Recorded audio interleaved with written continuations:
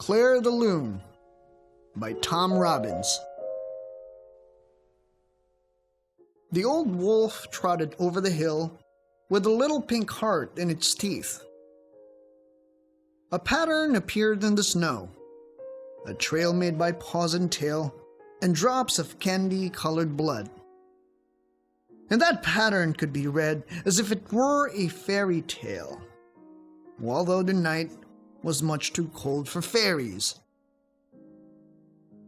From behind a surf of clouds, the moon skidded into view like a boogie board.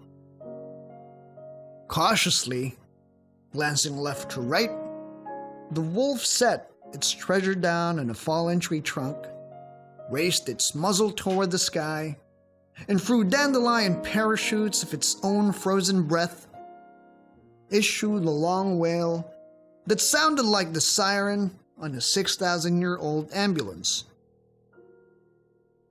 Suddenly, the moon howled back.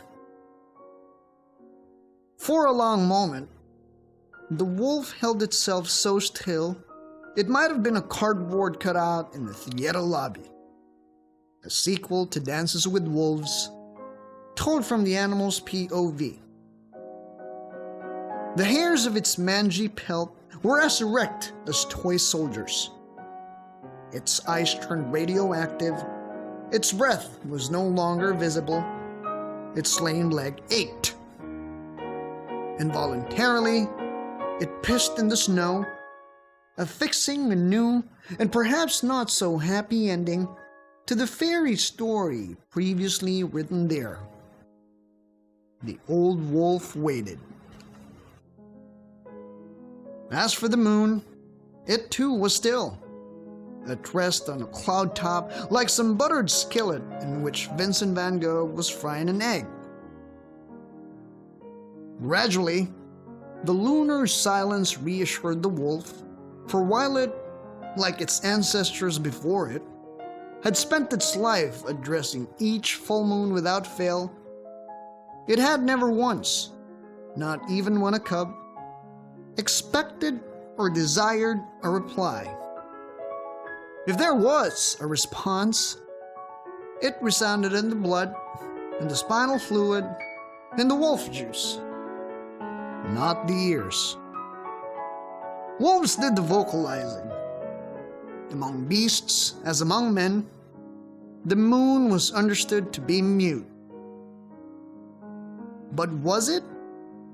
Had the moon merely been biding its time all these years, patiently waiting for the right moment to make itself heard?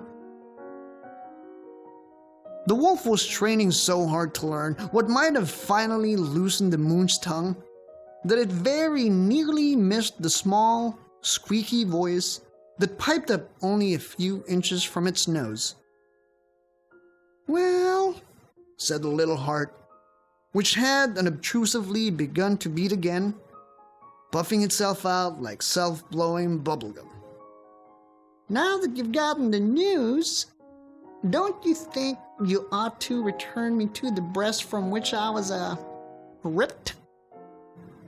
Although hungry and perplexed, and despite the fact that its conscience was as clean of guilt as a nun's bratwurst of mustard, the old wolf warily complied, limping down the mountainside, squirming under the locked gate of the village, clambering atop a snowdrift, and stealing for the second time that night through a half-open nursery window.